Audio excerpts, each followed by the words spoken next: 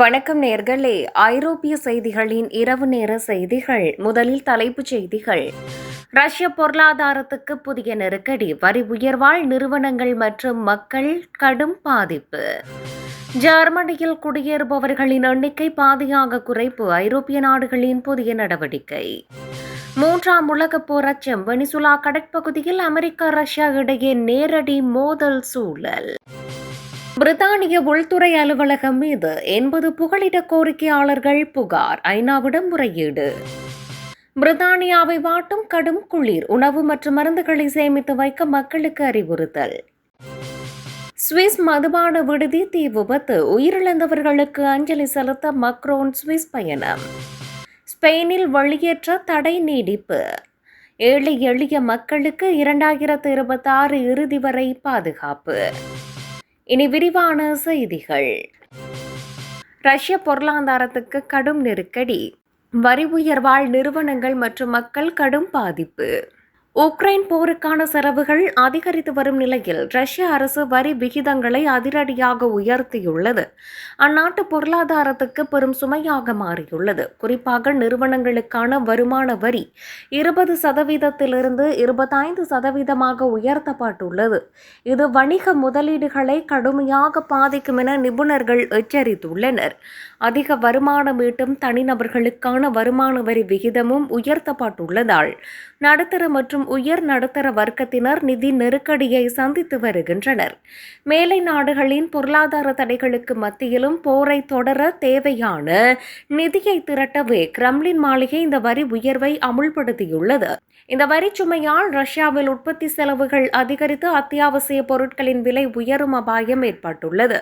போர்க்கால வரவு செலவு திட்டத்தை ஈடுகட்ட எடுக்கப்பட்ட இந்த நடவடிக்கைகள் நீண்டகால அடிப்படையில் ரஷ்யாவின் பொருளாதார வளர்ச்சியை சிதைக்கும் என பொருளாதார வல்லுநர்கள் கணித்துள்ளனர். ஜெர்மனியில் குடியேறுபவர்களின் எண்ணிக்கை பாதியாக குறைப்பு, ஐரோப்பிய நாடுகளின் புதிய நடவடிக்கை. ஜெர்மனிக்கு வரும் புலம்பெயர்ந்தோரின் நிகர எண்ணிக்கையை 55% வரை வெற்றிகரமாக குறைத்துள்ளதாக அந்நாட்டு அரசு அதிகாரப்பூர்வமாக தெரிவித்துள்ளது. கடந்த ஆண்டுகளில் உக்ரைன் மற்றும் இதர நாடுகளிடமிருந்து அதிக அளவில் மக்கள் வந்த நிலையில் தற்போது புதிய கட்டுப்பாடுகள் மூலம் இந்த எண்ணிக்கை பாதியாக குறைக்கப்பட்டுள்ளது. சட்டவிரோத குடியேற்றத்தை தடுக்க ஜெர்மனி தனது அண்டை நாடுகளுடனான எல்லைகளில் தீவிர சோதனைகளை மேற்கொண்டு வருவதே இதற்கு முக்கிய காரணமாகும். உக்ரைன் அகதிகளின் வருகை 75% வரை குறைந்துள்ள அதே வேளையில் துருக்கி போன்ற நாடுகளில் இருந்து வருபவர்களின் எண்ணிக்கை ஓரளவு அதிகரித்துள்ளது. ஐரோப்பிய ஒன்றியத்தின் மற்ற நாடுகளும் ஜெர்மனியின் இந்த உத்தியை பின்பற்றி தங்கள் எல்லை பாதுகாப்பை பலப்படுத்த தொடங்கியுள்ளன. குடியேற்றத்தை குறைப்பது ஜெர்மனியின் உள்நாட்டு பாதுகாப்பு மற்றும் சமூக ஒற்றுமைக்கு தேவையானது என அந்நாட்டு அரசியல் தலைவர்கள் கருத்து தெரிவித்துள்ளனர். மூன்றாம் உலகப் போர் அச்சம், வெனிசுலா கடற்பகுதியில் அமெரிக்கா ரஷ்யா இடையே நேரடி மோதல் சூழல். வெனிசுலா கடற்படையில் அமெரிக்காவால் தடுத்து நிறுத்தப்பட்டுள்ள ஒரு எண்ணெய் கப்பலுக்கு பாதுகாப்பு வழங்க ரஷ்யா தனது நீர்மூழ்கி கப்பல் மற்றும் போர்க்கப்பல்களை அனுப்பியுள்ளது. சுமார் $350 மில்லியன் மதிப்புள்ள கச்சா எண்ணெயை ஏற்றி செல்லும் இந்த கப்பலை அமெரிக்க கடலோர காவல்படை கடந்த 2 வாரங்களாக பின்தொடர்ந்து வருகிறது.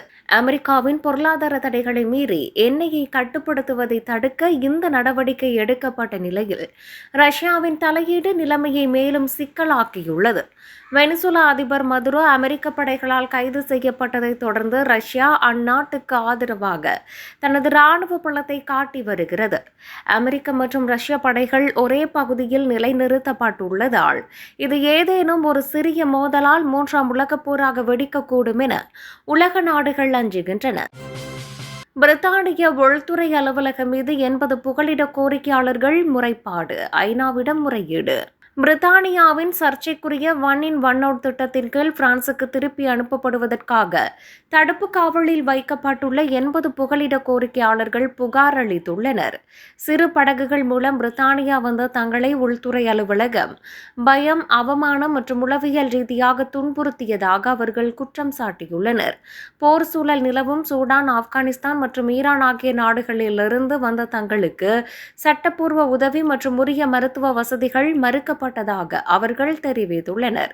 பிரித்தானியாவில் தஞ்சம் புக வந்த தங்களை ஹார்மண்டஸ்வொர்த் தடுப்பு மையத்தில் மனிதநேயமற்ற முறையில் நடத்துவதாக அவர்கள் ஆதங்கம் தெரிவித்துள்ளனர். இந்த விவகாரம் குறித்து சர்வதேச அமைப்புகள் மற்றும் ஐக்கிய நாடுகள் சபை உடனடியாக தலையிட்டு தங்களுக்கு நீதி வழங்க வேண்டுமென அவர்கள் கோரிக்கை விடுத்துள்ளனர். தன்னிச்சையான தடுப்பு காவல் மற்றும் அநீதியான முறையில் நடத்தப்படும் விதம் குறித்து விரிவான விசாரணை நடத்தப்பட வேண்டும் என மனித உரிமை ஆர்வலர்களும் வலியுறுத்தியுள்ளனர். பிரித்தானியாவை வாட்டும் கடும் குளிர், உணவு மற்றும் மருந்துகளை சேமித்து வைக்க மக்களுக்கு அறிவுறுத்தல். பிரித்தானியாவின் பல பகுதிகளில் நிலவி வரும் அதீத குளிர்கால வானிலை காரணமாக பொதுமக்கள் தங்களுக்கு தேவையான அத்தியாவசிய பொருட்களை சேமித்து வைக்குமாறு கேட்டுக் கொள்ளப்பட்டுள்ளனர். குறிப்பாக போதுமான அளவு உணவுப் பொருட்கள் மற்றும் அவசர மருந்துகள் வீட்டில் இருப்பதை உறுதி செய்ய வேண்டும் என ஒரு தொண்டு நிறுவனம் ஆலோசனை வழங்கியுள்ளது. பனிப்பொழிவு மற்றும் உறைபனியால் சாலை போக்குவரத்து பாதிக்கப்படலாம் என்பதால் தேவையற்ற மற்றும் அபாயகரமான பயணங்களை தவிர்க்குமாறு மக்கள் அறிவுறுத்தப்பட்டுள்ளனர். கடும் குளிர் காரணமாக நூற்றுக்கணக்கான பாடசாலைகளுக்கு ஏற்கனவே விடுமுறை வழங்கப்பட்டுள்ள நிலையில் மக்கள் முடிந்தவரை வீட்டுக்குள்ளேயே இருக்குமாறு கேட்டுக் கொள்ளப்பட்டுள்ளது. இதற்கிடையில் பனி முடிந்து சாலைகளில் முதியவர்கள் நடக்கும்போது கீழே விழுந்து அடிபடுவதை தடுக்க பெண் குயின்களைப் போல மெதுவாக அடியெடுத்து வைத்து நடக்குமாறு NHS அமைப்பு வித்தியாசமான ஆலோசனையை வழங்கியுள்ளது.